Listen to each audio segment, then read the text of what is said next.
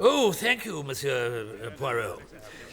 Well, it was the damnedest thing. I pop out for a stroll in Mayfair and come back, minus a leg, and a face fit for a sideshow. I shall tell you the story. One Sunday afternoon 2 years ago, I stopped for a breather outside the London pied-à-terre of the millionaire Gordon Cloud. I'd heard that Gordon returned to England with a child bride, one Rosaline, Irish girl, actress whom he'd met and married in New York. Never having seen her, I was hoping to catch a glimpse. Gordon had summoned his brother Jeremy, his wife Frances, and the rest of the family Claude up from the country to meet this Rosaline for the first time. Mark my word, she's a bloody little tart. Oh, darling. There she is. You've never even met her. I don't need to, Adela. I know the type. Slack, greedy, and cunning as hell. Well, the introduction of Rosaline proved a rather more inflammatory affair than any of us had anticipated.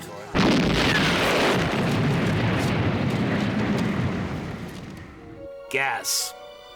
Someone called to say they'd smelled it. Blew the front off Gordon's house. From the inside, Gordon and a dozen others were killed instantly. The Clodes were sufficiently far from the blast to escape unscathed, but miraculously, Rosaline also survived. She just walked out of the inferno. She'd been in the cellar with her brother, one David Hunter, choosing wine. Poor Rosaline. Widowed for the second time at the age of what? 23? So she was married before? Oh, yes. Bloke called Robert Underhay, a chum of mine. Served with him in Mombasa, hence my interest. You see, sometime before all this occurred, Underhay died. Well, he disappeared into the jungle. Didn't come back. Ah, Poirot, there you are. Sorry to keep you waiting. Porter? Claude. Shall we go into dinner? Wait. Major. Yeah.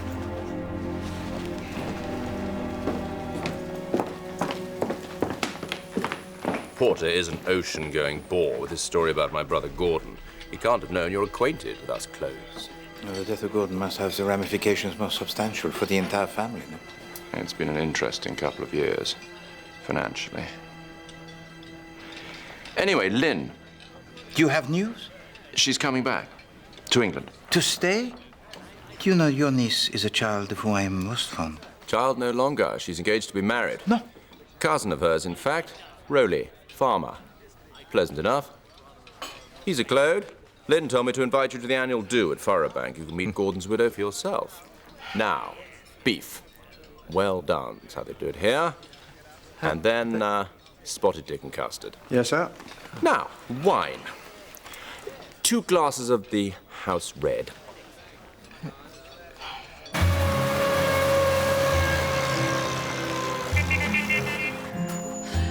Lynn. Well, naturally, we were flabbergasted. I mean, could you imagine Gordon at his age suddenly getting married? It was ridiculous. She's good looking, I suppose. She has the most enormous eyes, terrifically blue, and what they call put in with a smutty finger. Personally, I think she looks rather half-witted. Well, Mummy, you're not a man. I don't suppose Uncle G was after her for intellectual companionship. I don't suppose he was after her at all. Quite the other way about. I think any woman veering too close to Gordon would be vilified by this family as a gold digger. He was incredibly good to us, darling. All of us. Not much has changed in Walmsleyville while I've been away. 4 years. I might have got my taps fixed.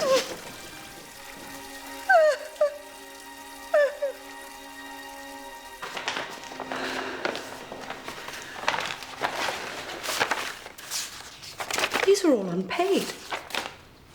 When your father died, Gordy took me to one side. He said, "Now, I don't want you to worry about money. Anything to do with the household, just put it in an envelope and send it to me." Well, you've put it in an envelope. Dear God. Can you recall one single instance of extravagance in this house? Can't What's-her-name continue the arrangement? The widow. All she'd have to do was write a cheque now and then. She couldn't possibly. Well, I doubt that Rosaline would object, but her brother would. Very, very nasty piece of work, that one. What's the brother got to do with anything? He controls her. Controls what, precisely? Everything. Her money, her diary, her conversation, such as it is. He runs Farabank as if he owns the place. Your answer, and I doubt very much that David Hunter really is Rosaline's brother at all. Oh, thanks, Roly.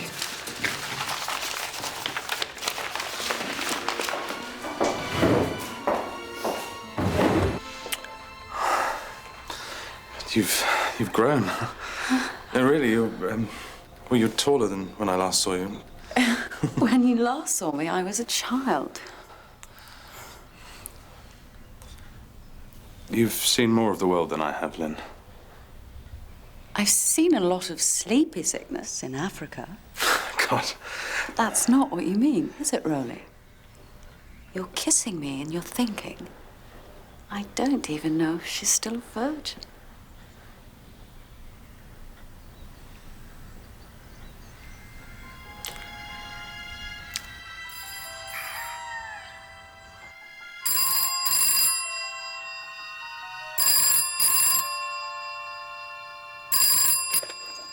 Rosalind Claude.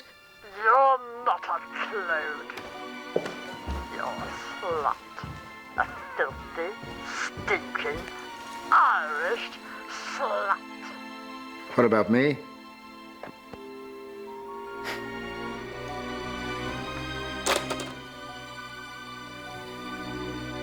They'll stop soon, Sister Charlie. I'll make sure of it.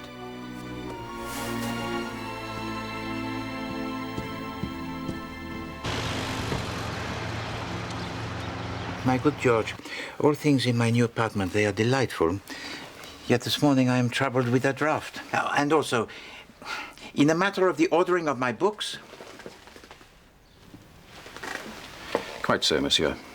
Unacceptable. I'll have a word. Further abominations, monsieur, or may I serve breakfast?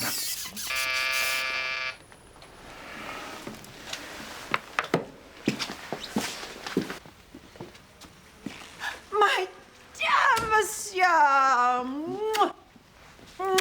Madame? Shall I sit here? Oui. What marvellously square furniture you have. Not a curve in the place, madame. Not strictly true now I've arrived. Now, I expect you have heaps of questions to ask me. Merci bien. Madame, who are you? Mrs. Catherine Woodward. Lynn's aunt.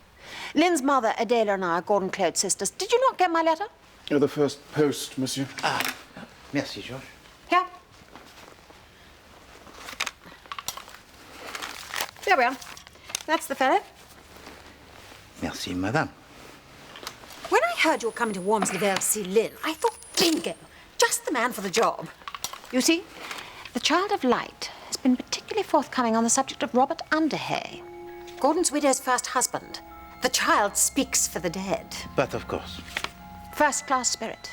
Very reliable. In his punctuality at séance, madame, or the accuracy of his intelligence? Both. He tells me Underhay is not among the dead. Eh bien, Madame Woodward, how is it to Poirot he may be of assistance in this matter? You must find him. This Underhay must be produced. Ah, je suis désolé, madame, but this is a commission that Poirot is not equipped to accept. But can't you see what it means?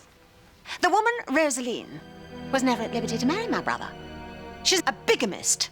That is what we need you to prove, monsieur, or the family's inheritance will be lost.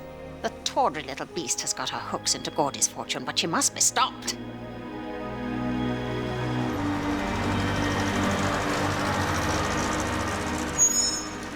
Merci.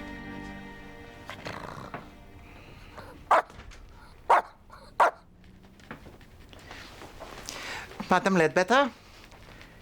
Count? How do you know my name? I have had the pleasure of making your acquaintance, madame, on previous visits to this establishment.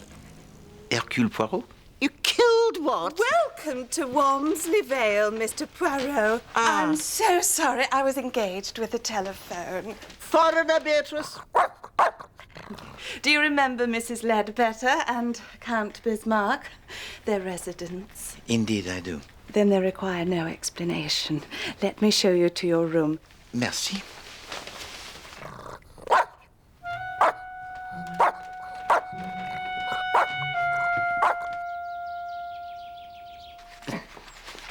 Damn it! Damn it! Me do it? What? Darling, what's the matter? I'm afraid you made a bad bargain, Francis. Please remain where you are. If you approach me, I may not be able to continue. Oh, God. The whole thing is completely, unutterably bloody. Is it a girl? Oh, God, don't tell me it's Edna, the new maid. Fingers like sausages. I couldn't bear it. Is it a boy? It is nothing of that kind. It is a professional matter. Money. Is the firm going smash? Are we to be bankrupt? You know, don't you, that I've never cared about money in the slightest. It bores me to tears. Would it be helpful if I asked you questions? You could nod. Whose money is lost? Is it ours? Is it the client's money? Is it very much that is gone? Pensions. You spent the client's pensions. Jeremy, my father was a baronet. He was also the most almighty, feckless, sponging crook. My brother Charles is just the same. In memory, my childhood divides pretty evenly between dining at the Ritz and flitting from rented houses in the middle of the night to escape the bailiffs. Can we mortgage the house? Of course, you must have done that already. Right. There's only one thing for it. It'll have to be a touch. Big one. Let's see if I really am my father's daughter.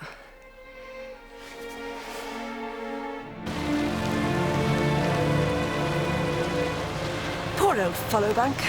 I've never seen anything so vulgar in my entire life. It's as though we're going to an orgy. The place stands empty all year. It exists merely for the most occasional party. A more perfectly disgusting display of extravagance I can't imagine. Quite, but not what you used to say when Uncle Gordon was around. The Child of Light is adamant. Oh, I see, that's handy. In what particular... About Robert Underhay. Who? Rosalind's first husband. The child is never wrong, and he insists Underhay's still alive. I fear for Rosaline. She's guilty of the sin of bigamy, and when she dies, her soul will burn in hell for eternity. The child's quite unequivocal about that. Aunt Cathy, if you mention any of this hurtful nonsense tonight, I shall be very cross with you.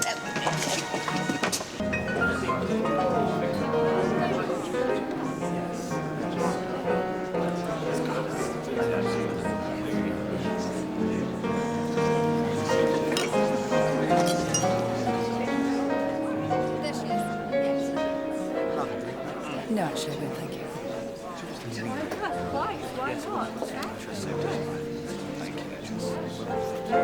Oh, yes.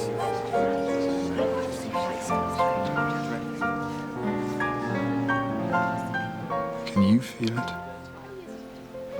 What? A hatred. I think you're David Hunter. Long lost Lynn, yes?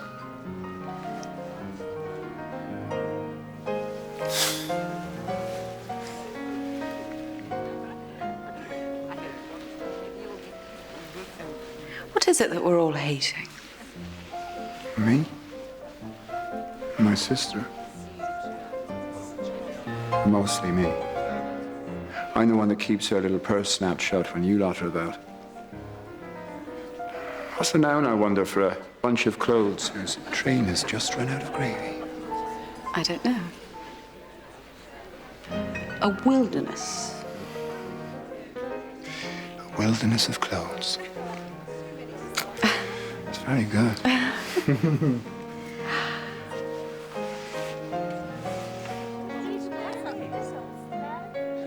Boy, are you marrying Rowley. Such a thug and a bore. Look at him. Try not to stare at us. Worrying what I might be saying to you. As he should. Your sister Rosaline, tell me about her. Well, She's not very bright. But then you can see that for yourself. You're like me. You see everything.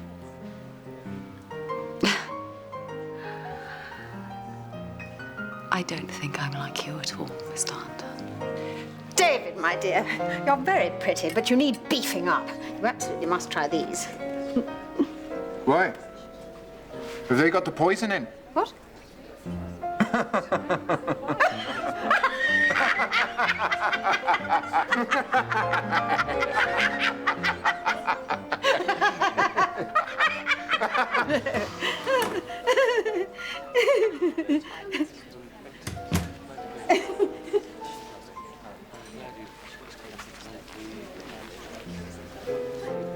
Look, there's no elegant way of saying this, so I'm just going to say it. Jeremy's up a gum tree. I shan't bore you with the details, but a substantial amount of money that wasn't strictly his has been mislaid. You find this embarrassing, Rosaline? Imagine how I feel. How much do you think you're going to need? But to administrate an entire hospital in the heart of the jungle? Now, that is a thing of some consequence, I think. Your letters sustained me. No. They really did. Gave me strength. But your father, he was a good friend, and I promised to him that I would observe your progress through life. Well, he did not know, of course, that your progress would be conducted several thousand miles away. But he would be most proud of you, mademoiselle. Most proud. Oh, yes. Rosaline, I have absolutely no doubt that you have saved my marriage. I shall dedicate every moment I possess to making certain that you are happy and fulfilled and welcome in Walmsley Vale.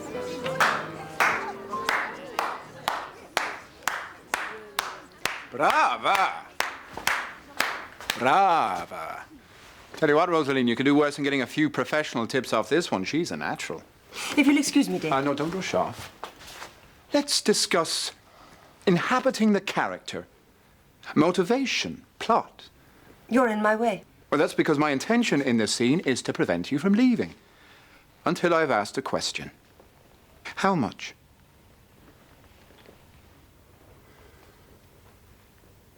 How much? Whatever has happened between Rosaline and myself is of no concern of yours. Now, that's a silly and untruthful thing to say. And if I hear you say it again, I shall make myself very disagreeable to you, Francis. And you won't like it. How much? Your sister has seen fit to lend me £10,000 of her own money. Oh, it's all in the detail, isn't it? The lend is particularly good. I shall repay the loan in full at the first opportunity. Well, that's now. Give her back the cheque or she cancels it. The bank manager won't like it, won't look good at all. But the choice is yours.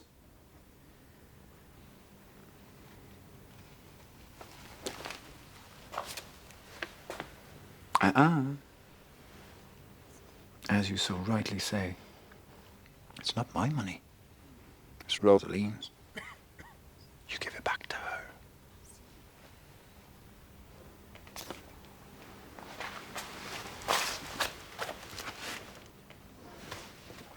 I'm so sorry, Francis. Oh, that's quite all right, my dear. I shan't forget the kindness you have tried to show me. Nor, David, shall I forget this. Oh, that's right, Francis. You won't.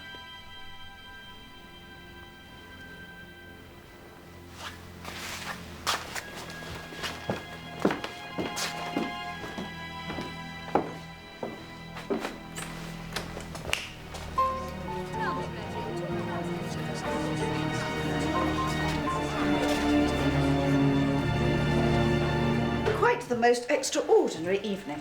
Good night, Rowley. Night, Stella. Don't be long, darling.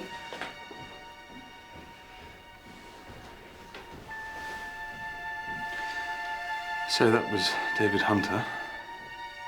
Not my cup of tea.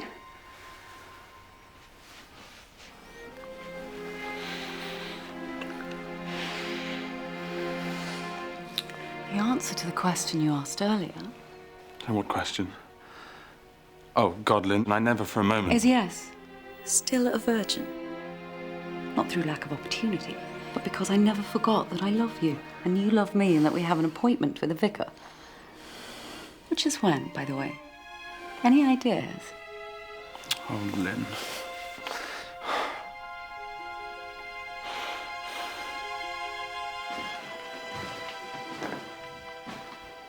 I want to go home. Real home. As you have been told, I cannot sell the house until the death duties are signed off. And that shall be soon, but in the meantime, enjoy the discomfort of your new family. Bloody parasites, the lot of them. They've had it too easy for too long. It's time they learned to shift for themselves without darling Gordy sprinkling cash all over them like confetti. They hate me. Indeed they do, sister child. And you just got to learn to take it. Take it.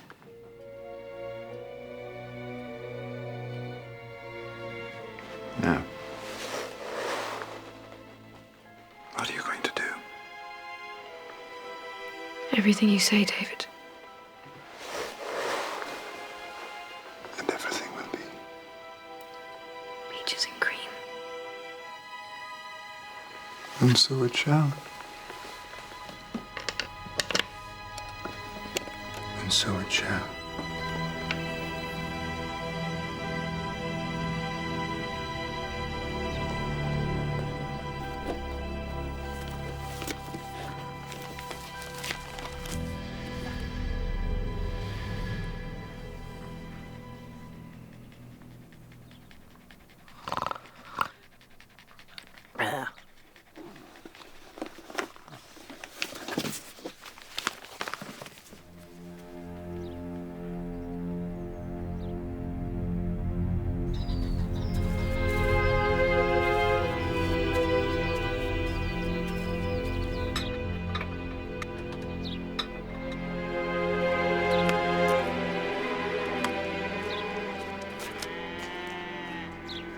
Morning. Morning. I'm looking for a place called Furrow Bank.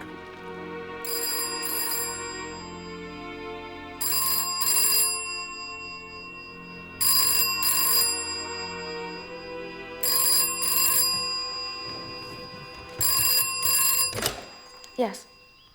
Do it with your brother, do you? Say your name. Say it! You do it with a corpse!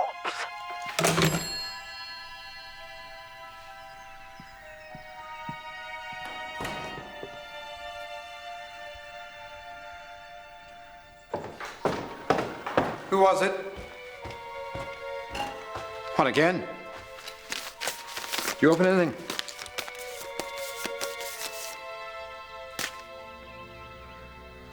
What's this? Came by hand? I didn't open anything. See who brought it? I spent enough time staring out the bloody window.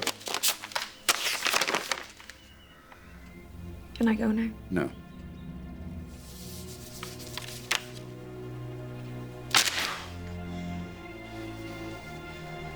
Yes, you must go to London. Now, Rosie, go and get the driver. Go!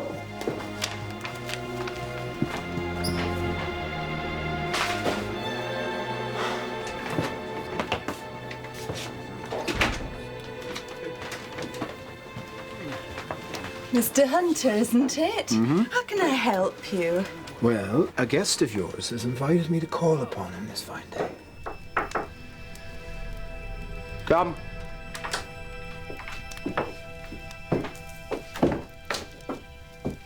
Anything I can get you, Mr. Arden?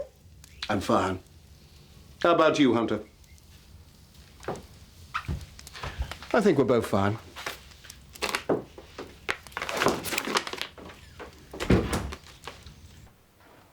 Call on me this afternoon to learn something of interest concerning the husband of your sister Rosaline.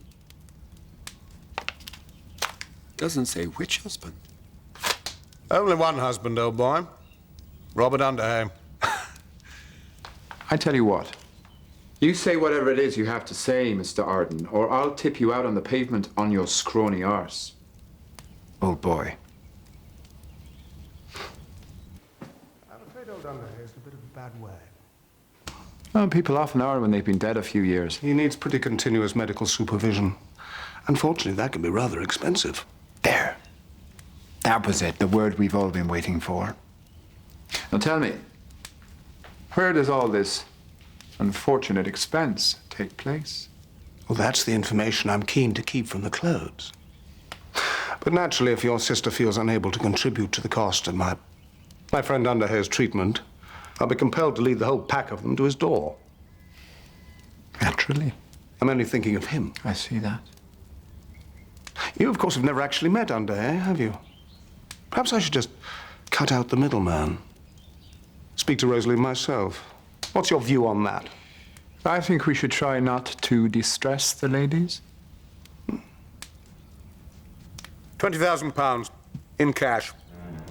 Why don't you have a little think about it? Come back and give me your decision. This establishment, Beatrice Lippincott, is a sewer of prurience and depravity. Get away from that door!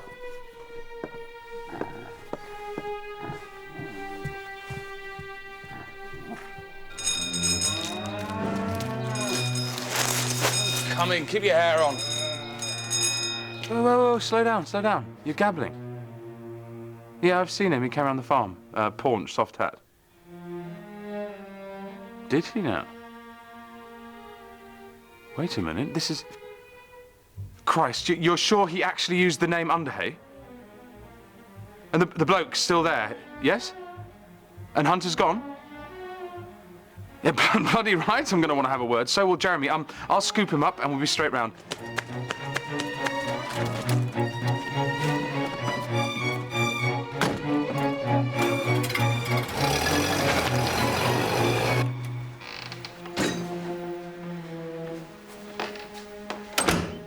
Rowley wants you. Very agitated.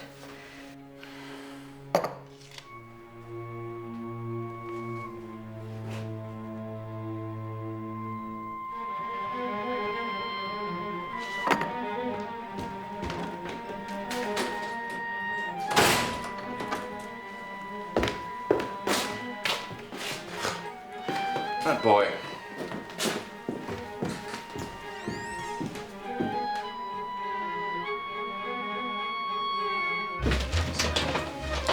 Come round to my side, Mr. Rowley. A bit more private. Don't speak. Listen. Call the bank and tell them you wish to withdraw £20,000. I'll come up tonight to get it. Because some man's turned up threatening to produce Robert Underhay alive.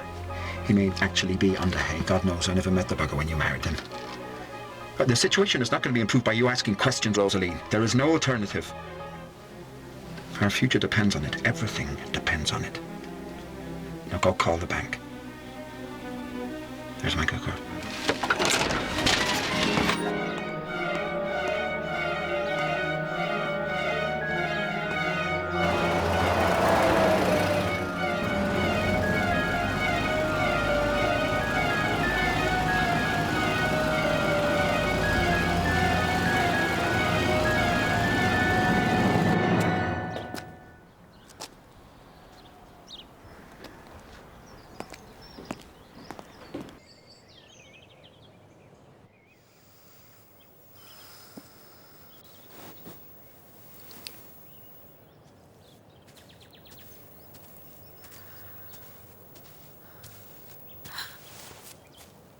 It's my moon.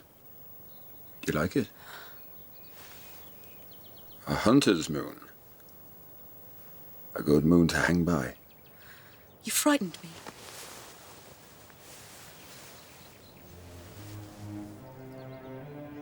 You're trespassing. Forgive me. What are you doing here? Romantically enough, I'm trying to catch a train.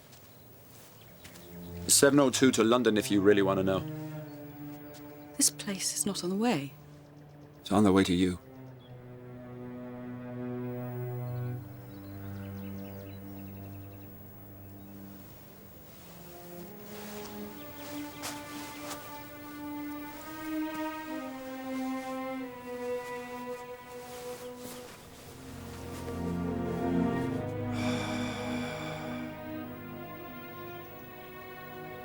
What were you thinking?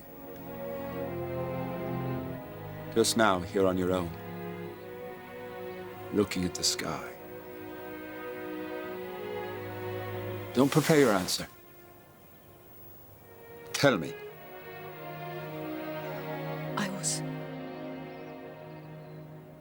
I don't know. I was thinking about the horror of drifting. You know what it is about a woman that really arouses me? It's a very rare physical quirk. It's when she tells the truth.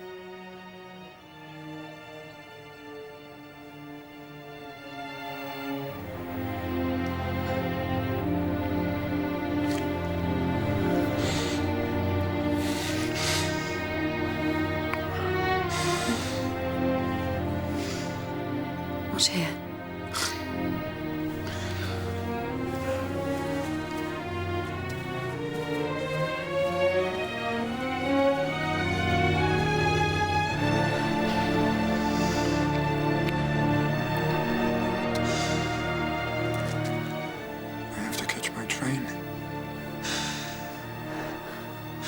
My sister is in London. She's expecting me.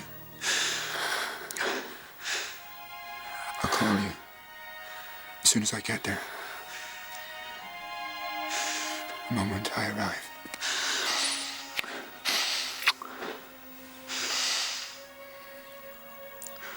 Go into your mother.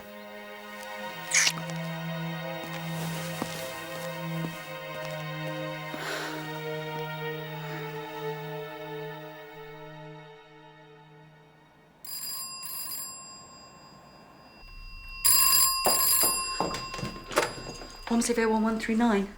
I have a call from London. Hello? Hello? I'm here. Can you talk? I don't know. I can listen. David? You must marry Rowley, Claude. And do it quickly. Forget about me. I shall make it my business to forget about you. I don't believe you. You and I, we tear each other to pieces. Destroy each other. You're lying to me. Why are you lying to me? I'd certainly destroy you. It's in my nature, Lynn, to desecrate the things I cherish. And I love you too much for that.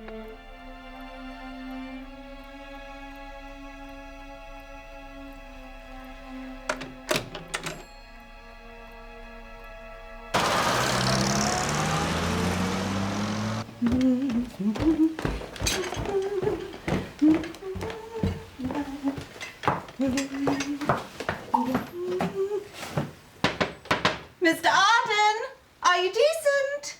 Breakfast?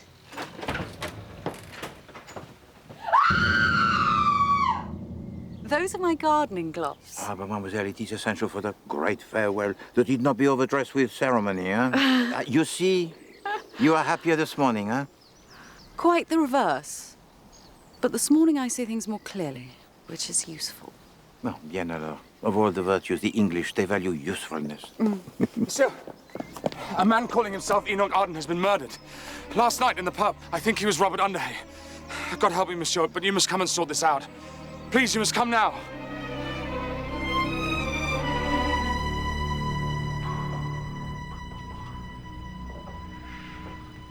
Here's a bit of luck then, anyway.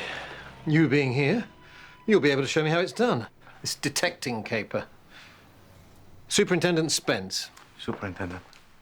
Even better, I believe you're acquainted with the Clodes. How is that better, Superintendent? Prickly bunch. Handy for me to have a man on the inside. Dr. Lionel, come in. Ah, Monsieur Poirot. Doctor? Well, this, presumably, is the patient. You know, the woman Lippincott is telling all and sundry that this is suicide. Dear Beatrice. It's not the most efficient way of dispatching oneself. Smashing in the back of one's head with a set of fire tongs. Now, the time of death. Between 6 and 9 last night. I agree. I'm so glad. And Beatrice heard Arden at 8:30, which narrows it down quite nicely. Now, I will fill in the certificate, but if you don't mind, I must be getting along. I have other patients to attend to, unlike this poor fellow. Their treatments are billable. Mr. Claude, there you are. Good. Is this yours, by the way? I found it upstairs in the bedroom. Not my colour, Superintendent. Quite right. Definitely one for a brunette, though. He must have had a woman up there. Yeah, where were we? You were upstairs looking at the dead man. I was down here being treated as though I'd killed him. Did you? I did not. I told you. Beatrice rang me up. She'd overheard this Arden character lobbing a colossal blackmail demand at Hunter, reckoned I should pop round and confront the bloke. So, around you duly popped? Wouldn't you? And what did he say to you, this Arden? Well, he didn't seem particularly surprised. In fact, he tried it on with me, the bugger. How much will the family pay for definite proof that Underhay is still alive? I'm afraid at that point I rather lost my rag. Told him if Underhay was still around, we were perfectly capable of... What is lost my rag? It's when you lose... You lose one's temper, thank you. So I told him if Underhay was still around, we were perfectly capable of establishing the fact ourselves. We're not, of course. That's why I came to you. At what time did you lose your rag, Mr. Claude? I don't know. Too busy storming off. Ask B. I have. She says 6:30. Then I expect that's when it was. I also expect B told you that Hunter came back here just after I left, which makes him the last person to see Arden alive. Eh bien, we shall have the need to speak to Monsieur Hunter and his sister. They're in London. Yeah. Superintendent, would you be good enough to make the telephone call and to give to them the invitation most pressing to come this afternoon to my apartment? I'll get a car to take us to London. Merci.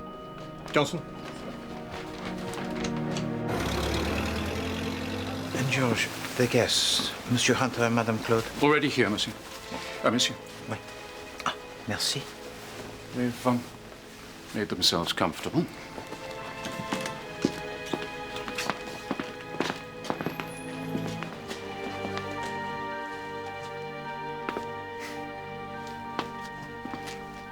Good pictures. Poirot, you already know. Madame? And judging by the cheap shoes, some policeman. Superintendent Harold Spence. Superintendent Harold Spence.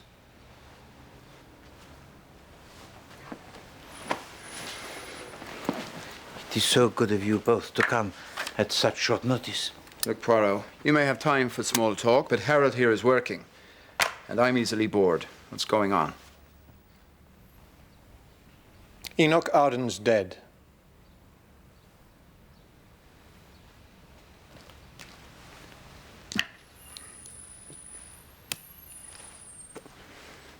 You interest me, actually, Harold. Go on.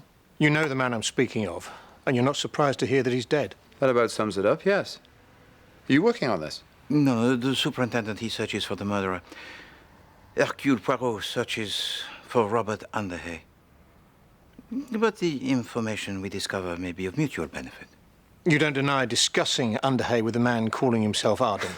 I haven't had the chance to deny anything, Harold. I can't get a word in edgeways. Robert is dead. Just for the sake of form, Mr. Hunter, why don't you tell me where you were between the hours of 6 and 9 last night? For the sake of form, why don't I refuse to answer? Because a refusal to cooperate will incriminate you. I can only incriminate myself if I'm actually guilty of a crime. He's not very bright, is he? You should work alone. Monsieur Hunter, what did Arden want? I have made it my job to intercept and destroy every crooked attempt to relieve my sister of her fortune, and I've heard some very pretty tales of hardship and misery, mostly from the clothes. But to use Underhay for blackmail, that takes the cake. Frankly, I was looking forward to seeing what sort of Underhay this fellow would produce, because it wouldn't be a live one. However, to protect my sister, I decided to pay the man off. Why open old wounds, eh? Beatrice Lippincott says you paid a second visit to Arden that evening. Why? To tell him he'd get his blasted money. And when I talked to him, he was alive. Madame Claude, the man Arden claimed that he knew your first husband for Robert Underhay. Therefore, well, it is possible that you knew him, perhaps by another name? So if you would be so kind, we will... Slow down, Poirot. I'm not going to have Harold drag my sister off to see some battered corpse. Battered, monsieur? Very well.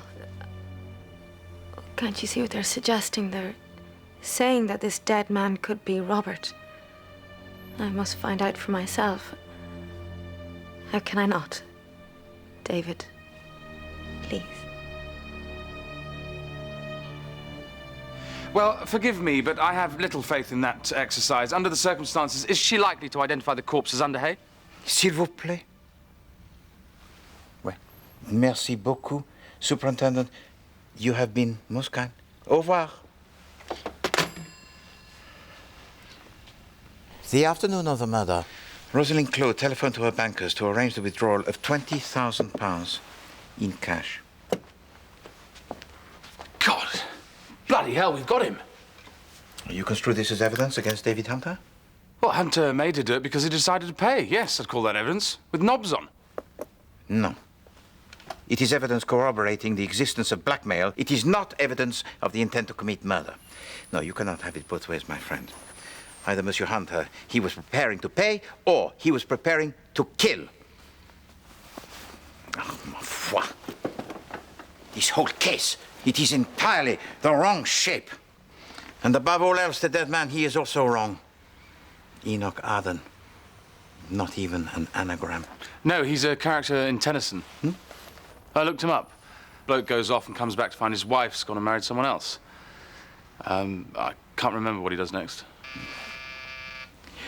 What you need, Monsieur Claude, is a witness who is independent, who has no connection with the family, who knew Robert Underhay and can point to the dead man and say, yes, that is Robert Underhay, or no, that is not. And you will have, without doubt, the truth. Yes, obviously, but where are we going to find such a convenient individual? Ah, Monsieur Claude, have you or have you not engaged the services of the greatest detective in the world? Viens, come and meet your star witness. Major Porter, greetings. I don't suppose you've got a smoke, Monsieur Poirot. I seem to run myself dry. But of course. Oh, most kind. But, Lynn, don't you see? If this Porter character can identify the dead man as Rosalind's husband, it means he was still her husband when she embarked on a bigamous and unlawful marriage to Gordon. And that means Gordon's original will still stands. Yes, exactly. And that means quarter share of the entire estate to Jeremy, quarter to Kathy, a quarter to your mother, and a quarter to me. Now, if we all work to ginger up proceedings, we could have the money in our pockets by this time next year. I won't have you pig it, Lynn. You had enough of that in Africa. In fact, I reckon I've had enough of it here, too. What will they do? Who? Rosaline and David.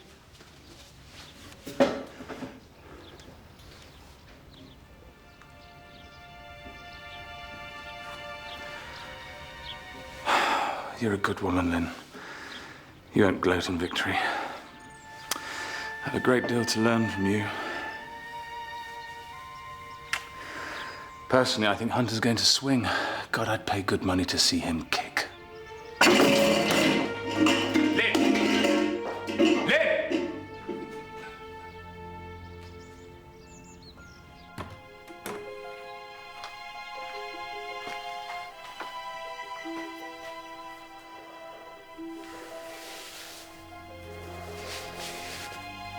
I didn't do it.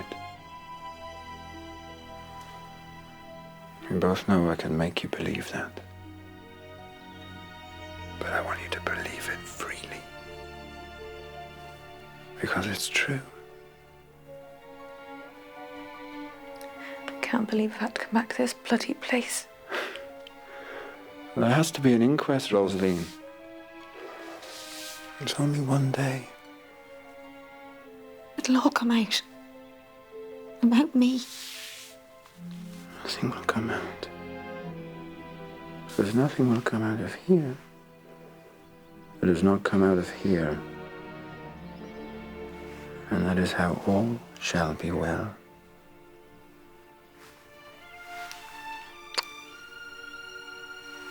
Now come. I have something for you.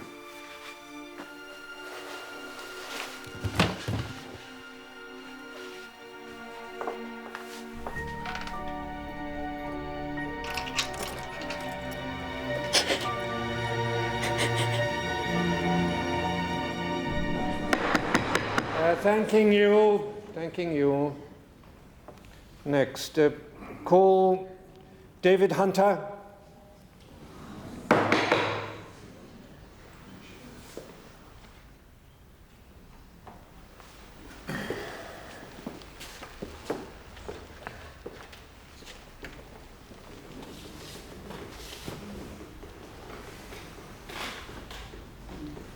Mr. Hunter, you received a letter from the deceased summoning you to the public house, the Stag? Yes? Do you still have the letter? No. I can't see the point in saving unsolicited messages, can you? Do you suppose it's sensible for a man in your position to adopt such an insolent tone? What do you mean, my position? I've never had a position in my life. This is very ill-advised, Mr. Hunter. We are trying to establish the cause of death of a person to whom you have a Precisely. And you've already done that. Heavy object, skull, bonk. The man, whoever he was, is dead. Somebody killed him. But you have no mandate to speculate on the matter, no authority to harass witnesses.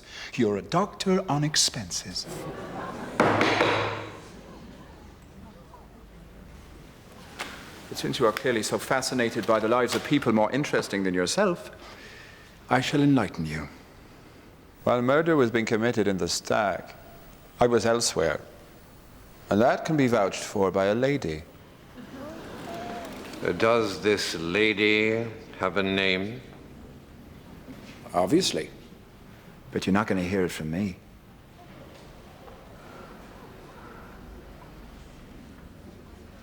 Call Major Porter.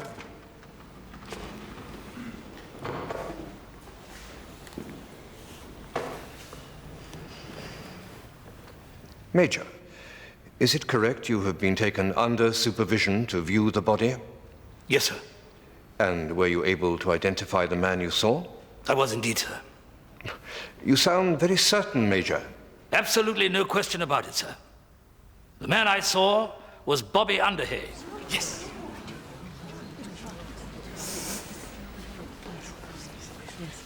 Now, Mrs. Clode, Major Porter has identified the deceased as Robert Underhay.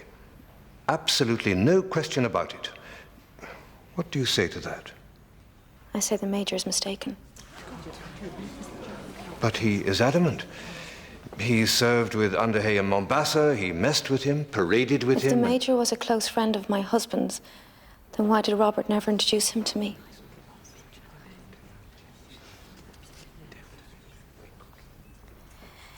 Every morning for 2 years, I watched Robert Underhay take a bath. I listened to him sing, "Your baby's gone down the plug hole." I slept beside him in his bed. Did Major Porter do these things? I loved Robert. I knew him. He died. It was awful. It is beyond madness to suggest that he has somehow been resurrected and brought from Africa to Wormsley Vale and that I should not know him.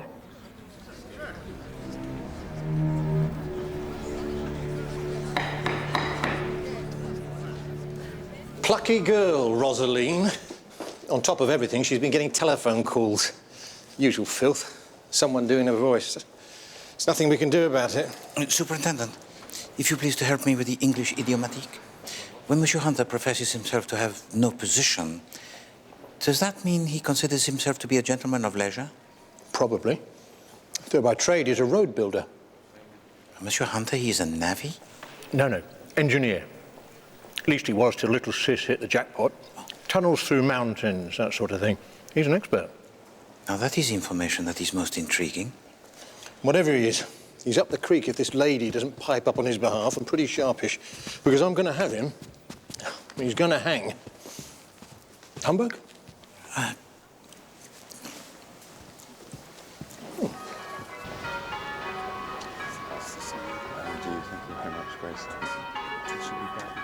Hopefully, Monsieur. Sorry, have you got a moment? Oui. bit off accosting you like this among the graves. I'm not entirely sure where we go from here. I asked you to find Underhay, and as far as well, we're all concerned, you found him. Oui. What remains now is to prove the fact in court. Rowley's worried, monsieur, that the money being used to retain your services should now be spent on barristers. Ah, eh bien. Poirot, he waives his fees. It is my wedding present. It's so kind, monsieur. Isn't it, darling? So generous. Thank you. Monsieur Poirot always knows what it is people need, even if they don't know it themselves. No, in my experience, mademoiselle, people always know, but are sometimes reluctant to admit it.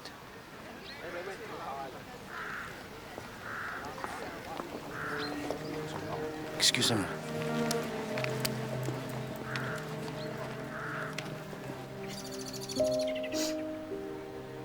Do you know when the priest is buried, he is always facing his parishioners? Oui.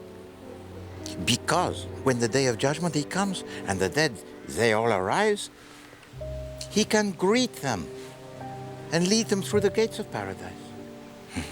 It is a beautiful idea. He shan't be leading me. You must not say that, ma chère. Despair is a sin. I'm cut off from the mercy of God. No. Nobody is cut off from the mercy of God. Ever. I tried to pray. And it feels like I'm gonna choke. God is patient. I'm just a simple farm girl. I never wanted any of this. Holy Mother and all the saints, sir. But I'm a wicked bitch. You have told a lie? The man you saw was Robert Underhay. No. And your brother, he killed him. No. That is what the police believe.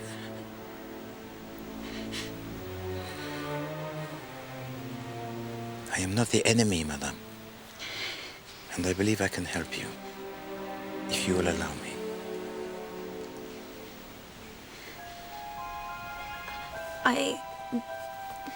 It's David. I need David.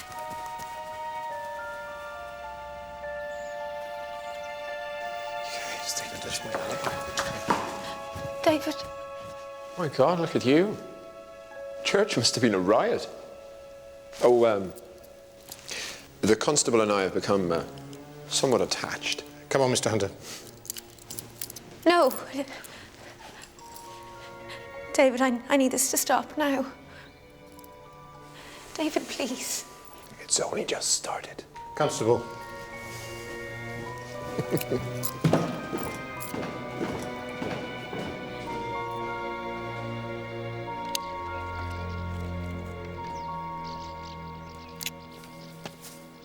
Monsieur, I hoped that you'd come. I wanted to talk to you earlier, but I couldn't. Wait. I noticed at the church you were not happy. I've changed, monsieur, and I don't quite know how to cope. No, mademoiselle. You have not changed at all. You went to Africa because you wanted to get away from England, huh? Because what was England to you? Your school that was cold, the food that was grey, your climate that was dismal. All of that? No. You left England because you wanted to escape from Rowley Claude, and you still do. You've been talking to David? No.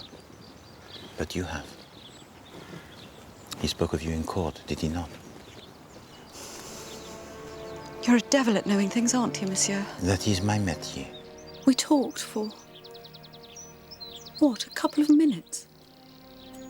Here, in this garden. I thought, this man, I need him. Even if he beat me, I would kiss his hands and love him. And David Hunter has placed his life at your disposal. Do you know why? To force your hand. For to save him from the gallows, you must stand up and say, yes, it was I. I was with him at that time. And Rowley Claude, he will discard you. David's trying to protect me from a loveless marriage. Oh, perhaps. But perhaps he plays with you the games most dangerous and cruel. But he's made you his alibi, and you must stand up.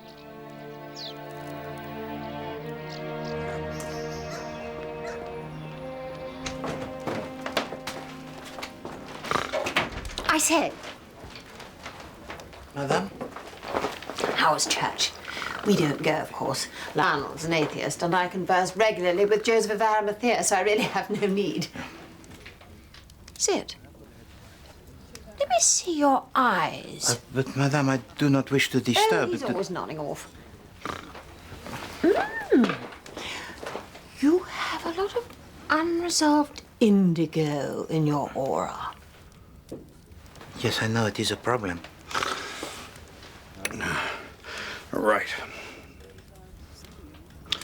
How can I help you? See, never very far away. No. Monsieur le Doctor, could you tell to me if the medical aspects of this case are entirely satisfactory? Kathy? Shove off. Righto. Can't be in the room when he discusses blood and horrors.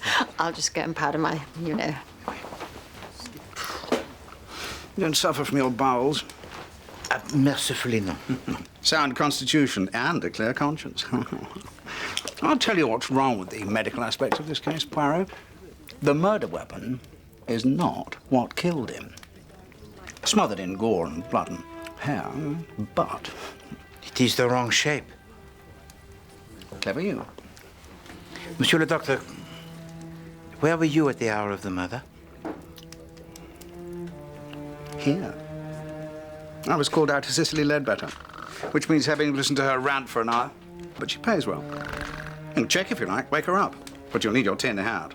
If you please to excuse me, Doctor. Oh, just one thing.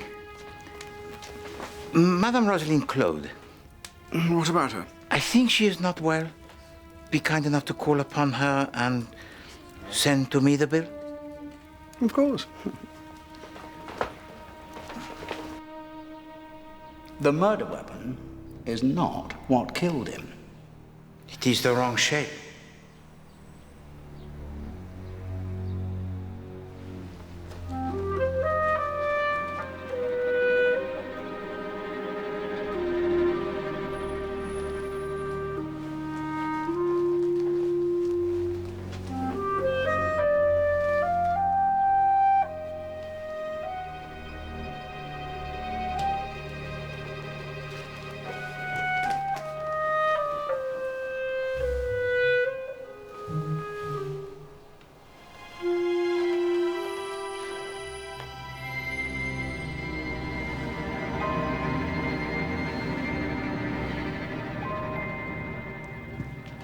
Not so fast, sir. Madam? I know jolly well what you are, sir. You're a pimp, sir, that's what you are. I've seen the floozies traipsing. Floozy? Up and down the stairs the night that idiot was killed. I saw that vinegar-faced doxy with her hair tied up in an orange scarf. I know your game, sir. This woman in the scarf, madame. She was up the stairs or down? She was scuttling down, having leached the vital juices from your customer in number 3. Enoch Arden. What? Did you report this observation to the police? The police? Where? You direct them to me. I'll make the stinkers hop. What you make hop, Madame Ledbetter, are the little grass cells.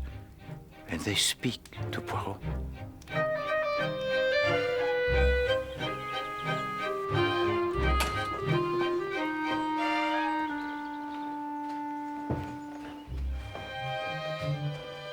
Hello? It is I, Poirot.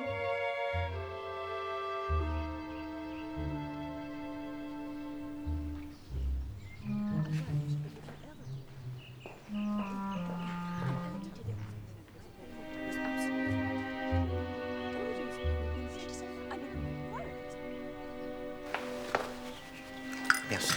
Are we seriously under suspicion for bludgeoning a man to death? I call it a bit thick. I mean, it were Underhay. We would have prostrated ourselves at his feet. He'd have been our savior. Well, yes, indeed. The position most desirable for the dedicated blackmailer, no? Madame, there is strong evidence that the murderer may have been a woman. You are not obliged to tell to Poirot anything, but it may spare you the less delicate intrusions of the police. Very well, fine. I was here with Adela, playing Hangman. Hangman. But you see, that was not so painful, huh? Alors, wait, Poirot, he must fly. Would you please tell your daughter that I'm sorry to have missed her? And, oh, one thing before I go. The last word that hanged the man, what was it? Ads. It's a sort of tool. Oh, yes, of course. A cross between a hammer and an axe. Over.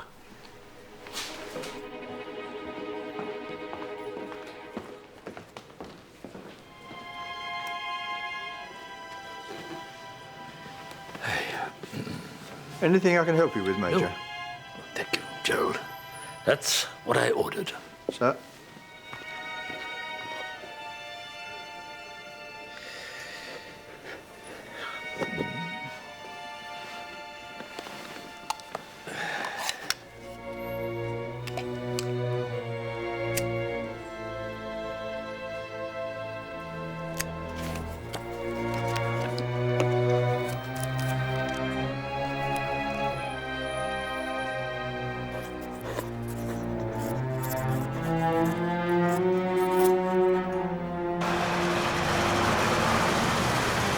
Bit of news.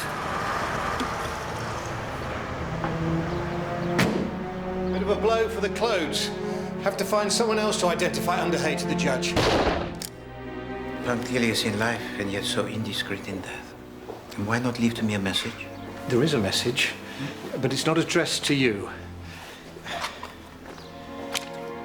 Dear Gerald, club servant, sorry to cause you extra bother. Have a drink with me, chin chin. With the note was 100 quid.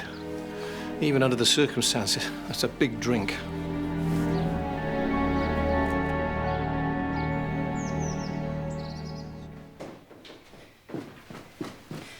I'm sorry to have kept you waiting, monsieur.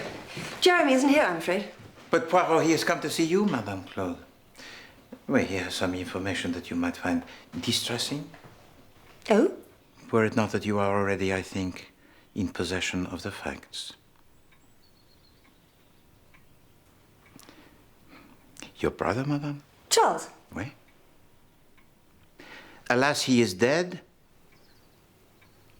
Oh, that is bad news. When did you discover that? I discover it with certainty even now as we speak. But you have endured this knowledge for many days, no?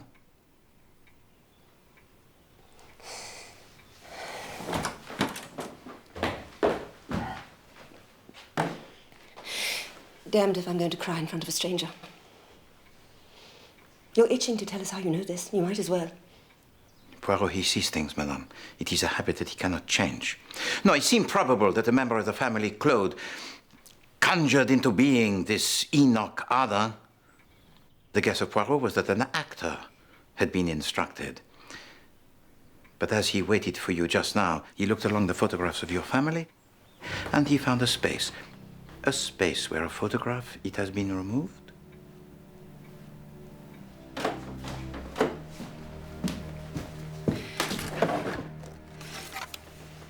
Charles, we were never close.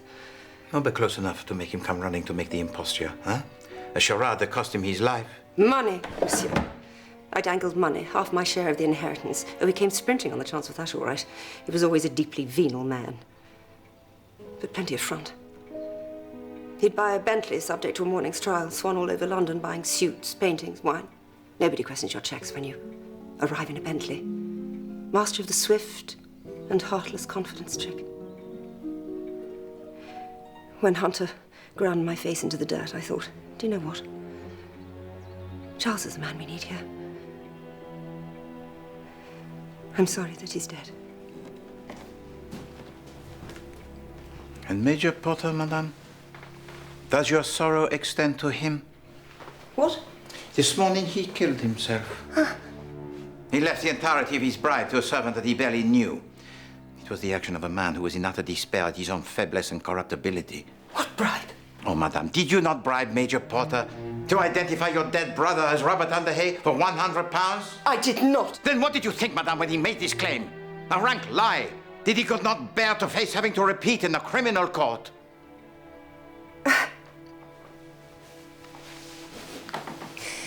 To be absolutely honest, monsieur, nothing surprises me anymore. The world has gone mad.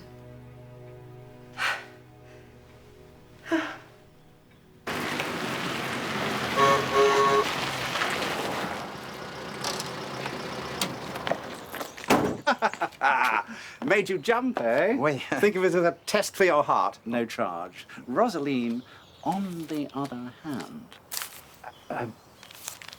How did you find her? Run down. Under the weather. I mean, I think that can't be patched up with a few vitamin supplements, you know. These I have furnished.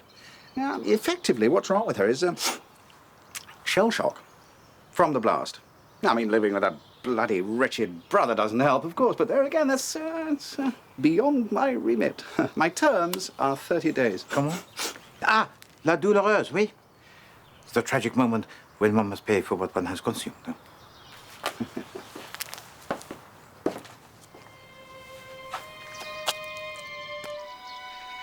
We've all of us been perfectly bloody to her. Simpering to her face in the hope that she'll come across with the cash and then sniggering up our sleeves at the way she talks, the way she dresses. But your statement, mademoiselle, may have saved the life of her brother. That is not sniggering up the sleeve. That is courage. But, Monsieur Rowley, what is his view of your admission? He doesn't know. Yet. I wanted to talk to David first. That's why I came. I know he's been released.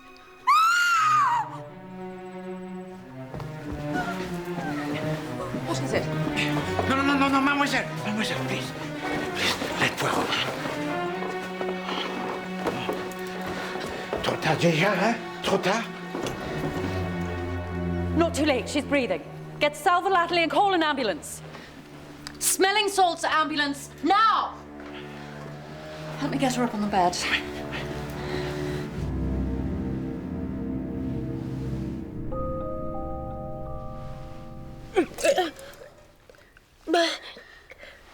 Get rid of that and get cold water and towels. Do it now. Sorry, but in the bush one has to get a bit shouty to make things happen. You are magnificent. May I? Madame, you will permit Poirot? I don't know why that keeps happening.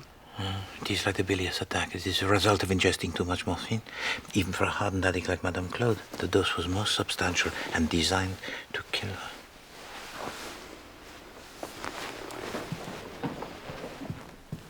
For 15 to 20 ampoules? Certainement. She should have died, but she did not. Why?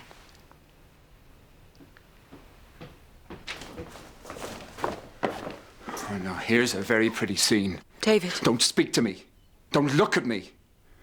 I never asked anything of you. Your running to the police earns you nothing. Do I have you to thank, Poirot, for saving my sister's life? Tell me, did you actually catch the Marchmont woman in the act? Poisoning her? The only act, monsieur, it is yours. You are the source of poisons here. I regulate the amount of opiate Rosaline takes, and I have done so ever since the blast. Wherever we go, the filthy stuff is kept under lock and bloody key. No. Not today, monsieur. No. Your sister, she wished to kill herself. Who enabled her to try?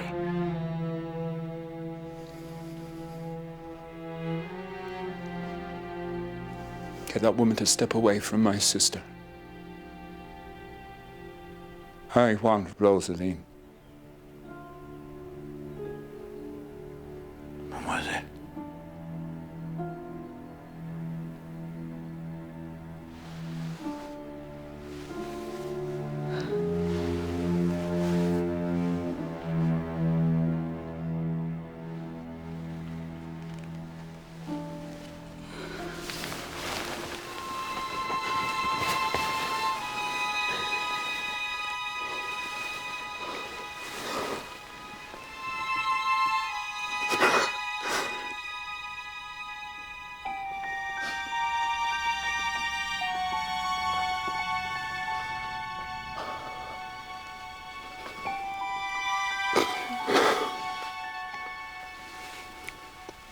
desecration with everything I draw close and defile.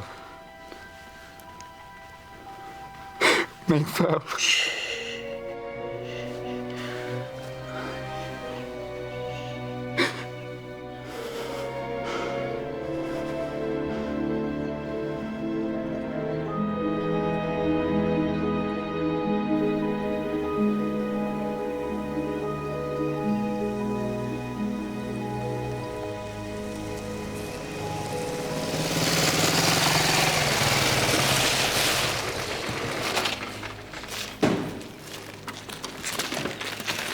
One attempted suicide, one successful suicide, one ordinary decent murder.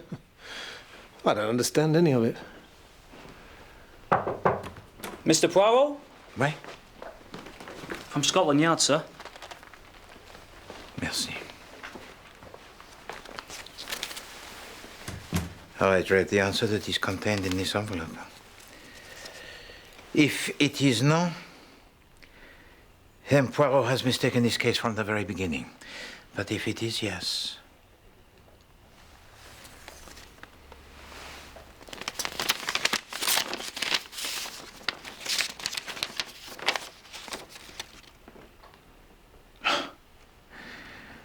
Poor imbecile. You ordered the newspapers, you read them. You should whip yourself around the town for not asking this question before. The answer, it is yes. You know who's done our murder? There is no murder at Wormsley Vale.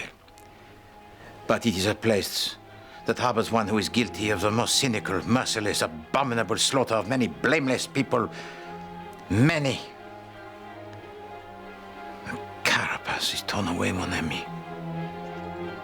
And the evil, it is disclosed.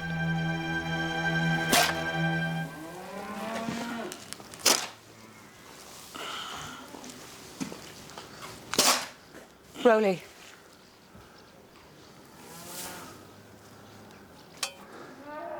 You've been crying. I shall probably cry again in a minute. Is this a good place to talk? Or shall we go inside? No, here's good. In the shit.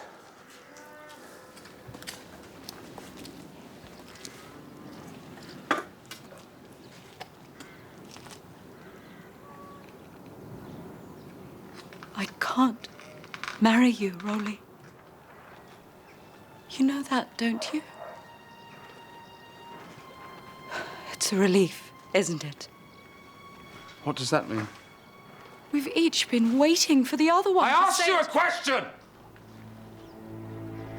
It means, Rowley, that you and I are not suited to each other, and to pretend otherwise would be to condemn ourselves. So who am I suited to? I'd be fascinated to know. Somebody who properly appreciates what you're trying to achieve here. Someone for whom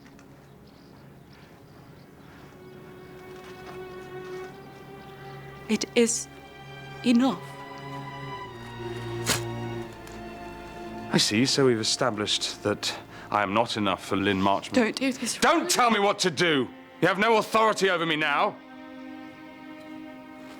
So the question is, who is enough for her? Who is the lucky lad?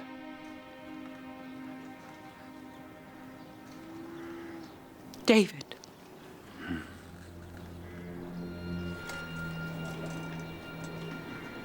I love him.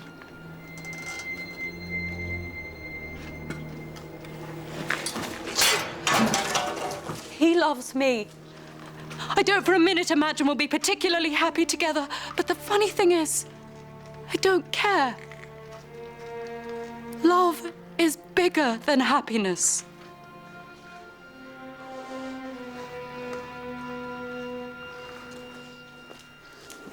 Bitch! Bloody... Love is bigger than happiness! Bloody heartless bitch! He shan't have you, Len. No, that wouldn't be right at all. Please. I've killed 2 people for love of you. What's David done? What's David done? Be careful! Monsieur Claude! You will help the lady to her feet. Immediately! It is time for Poirot to speak.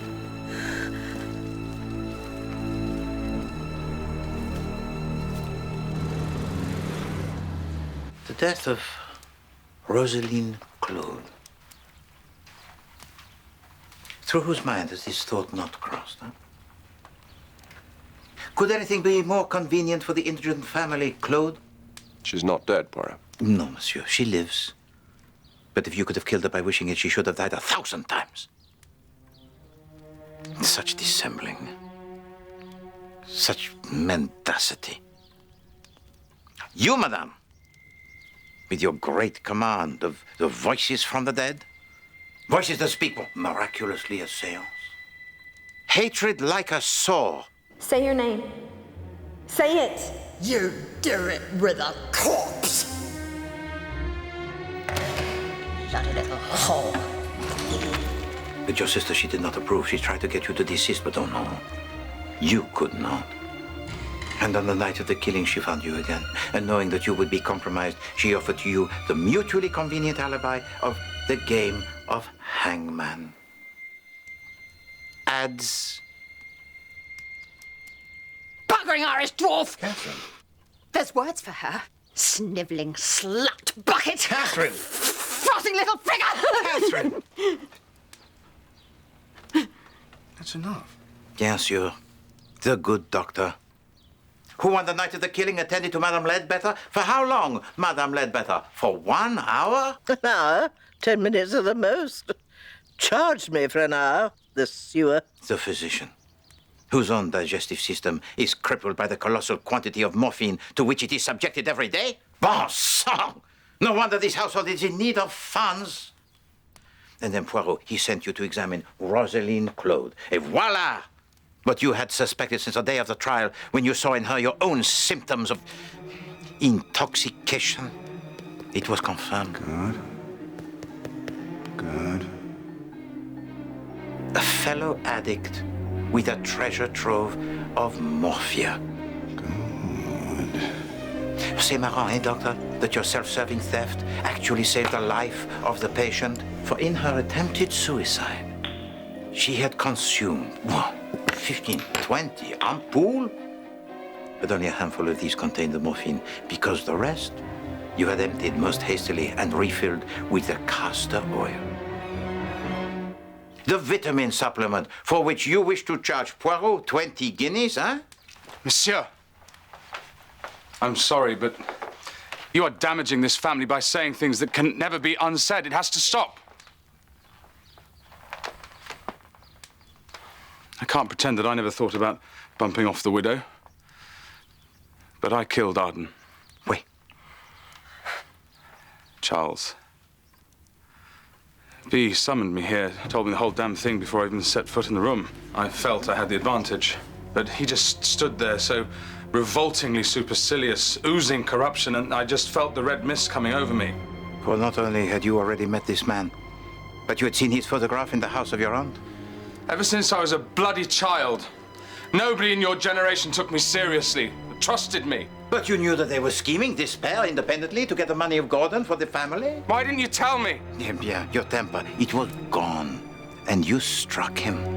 Oh, I struck the bugger like it was going out of style. Straight down, he whacked his head on this stone thing round the fire. Funny, I knew immediately that he was dead. You saw your opportunity. You dragged the body to the center of the room and you killed him for the second time. But you remembered to clean the far curb of the blood, monsieur, oui? But you only cleaned one side. Poirot, he sees. I was pretty confident that what with B's enthusiastic account of what she'd overheard, that this whole affair would be laid squarely at Hunter's door. And that suited me well enough. I knew Lynn had fallen in love with him. Knew it before you did.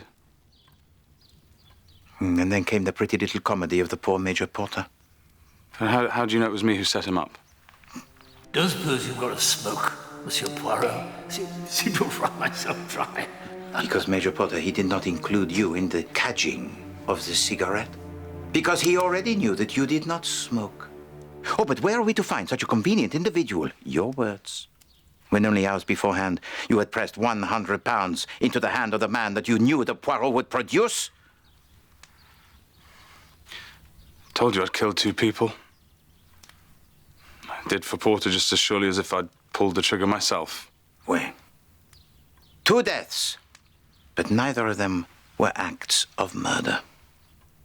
But today, mes amis, Poirot shall produce a murderer of whose viciousness he stands in awe.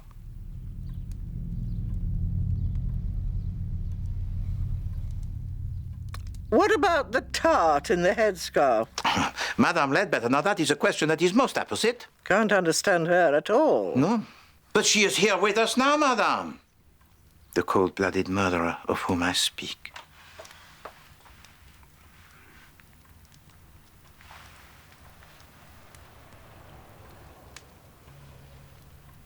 Superintendent.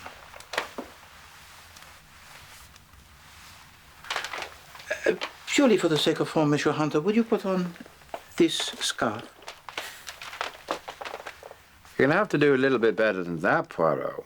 Very well.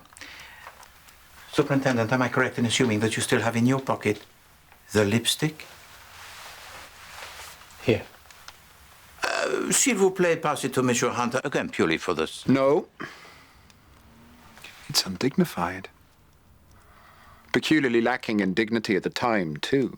Then perhaps you might explain to us why you thought it necessary. Would you mind awfully doing it yourself? You seem fairly comfortable with the sound of your own voice. Very well. At 6:30, you return here to say yes to Monsieur Arden that you will pay to him the blackmail money. But you find him dead. And you realize that you are in imminent danger of being chained to a crime that you did not commit. So, oh no, you must not be here. You should be in London. So you seek out, or no, you converse with Mademoiselle Marchemont. And in her statement, we find that you told to her that you had to catch the 7:02 to London and that you telephoned her from there soon after 10. Hein? Pas possible, monsieur. You did not go to London.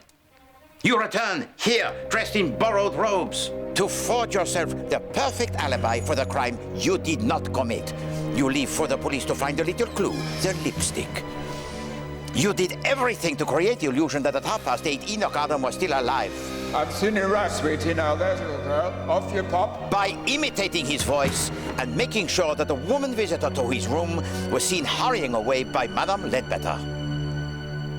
Tell us about the telephone call. That's the bit that intrigues me. As instructed, at precisely 10:04, Rosalind Claude makes the telephone call to Mademoiselle Marchemont. I have a call from London.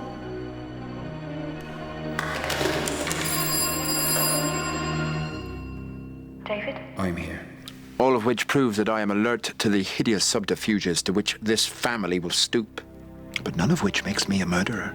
And then you left unlocked the door to the cabinet that contained the morphine. Oh, yes. That was remiss of me. Why did I do that? You knew that if you gave to her the opportunity, she would take her own life.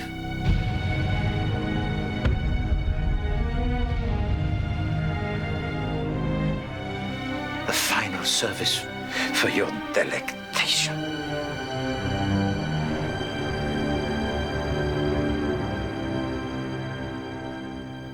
Never. I would never harm my sister. No. But that lady presently watching you from over there, she is not your sister. Good heavens. No. Her name is Eileen Corrigan. What? A simple farm girl, as she defined herself to me at the church. And whatever the papers may say, she did not die in Mayfair 2 years ago. No. But the real Rosalind Claude, she did. Why?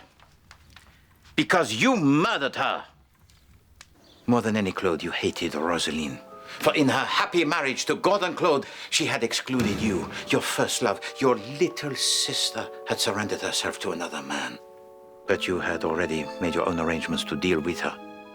For you had drawn under your spell a parlour maid who was young, Irish, and in the service of your sister. Her name? Eileen Corrigan. You had seduced her, had deliberately impregnated her, and that had the baby disposed of. Not true. True. Outside of the church, Eileen Corrigan told me that she had been cut off from the mercy of God. She miscarried. No, monsieur.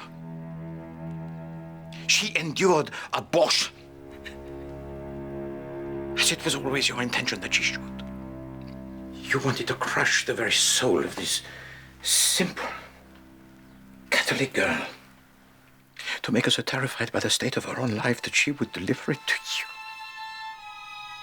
Maintained by morphine. Ruled by terror. Eileen Corrigan would do whatever you told her to do. Why? Why? Because you, monsieur, offered her salvation if she did. And the fires of hell if she did not. And what you wanted from her that day was to become in totality, huh? The widow of Gordon Claude. But your sister, she had a concern for you. She knew that her marriage had upset you, so she wished to use the occasion of this luncheon as a reconciliation. She wanted to beg your forgiveness, to have a share in her good fortune. Dear God, David. What in hell is happening here? But there was no forgiveness to be had. You punish her by taking her fortune for yourself, and so you'd send to her death, most violent, your only sister.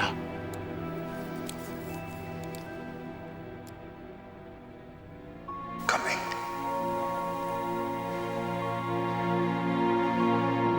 Cover my face. That's what you said, Mr. Hunter.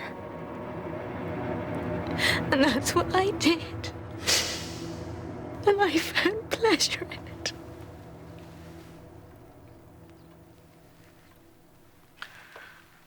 So your sister, she returned to her husband.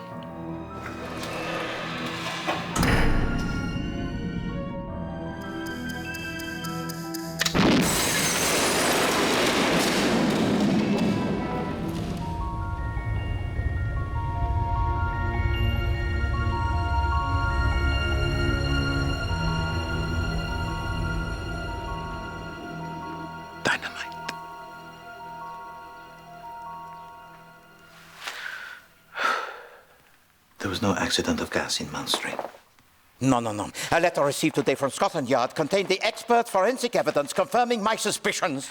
There was only the premeditated explosion of a bomb. A device built and operated by you, David Hunter, engineer and road builder. How depraved. God, how evil does a man have to be to cause the slaughter of so many innocent people for the concealment of a single murder? If God should withhold his mercy from anyone on earth, monsieur, it surely will be you.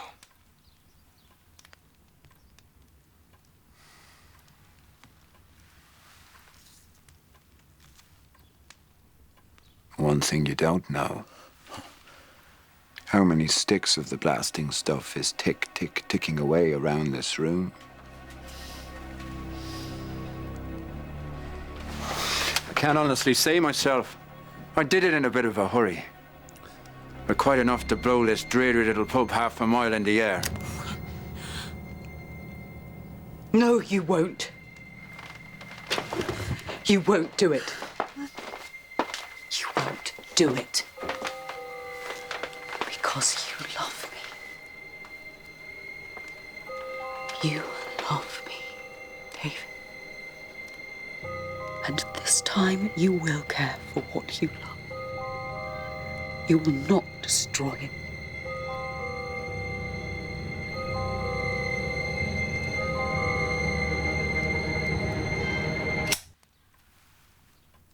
I don't believe I will.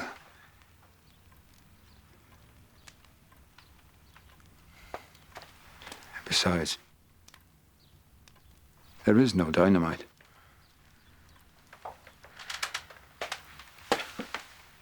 I had you going, though.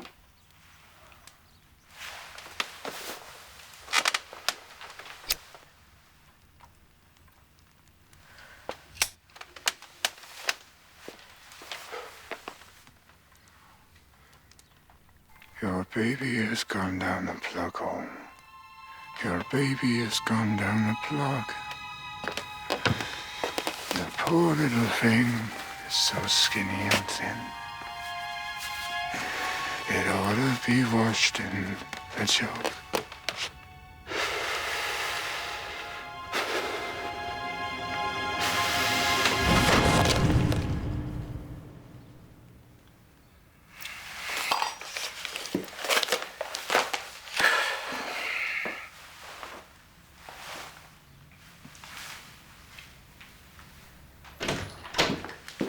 Miss Lynn Marchmont, monsieur. Bon, show her in, George. This is a pleasure so unexpected, mademoiselle. So this is for me? It did not make me popular on the underground. Open it. It happened yesterday. I suppose you read about it in the newspaper. Oui. The members of my rich family still speaking to me keep saying how lucky I am. And what do you say, mademoiselle, to them? I say goodbye, mostly. So you return to Africa? It's my home. But you will come again to see Poirot, huh? Sometime? Don't know. Might do. Can't promise. Bon. Look, open that, will you? Before I blub. I don't want to blub. I got her from an Arab. Her job, apparently, is to watch over your house so that only good things are allowed to enter.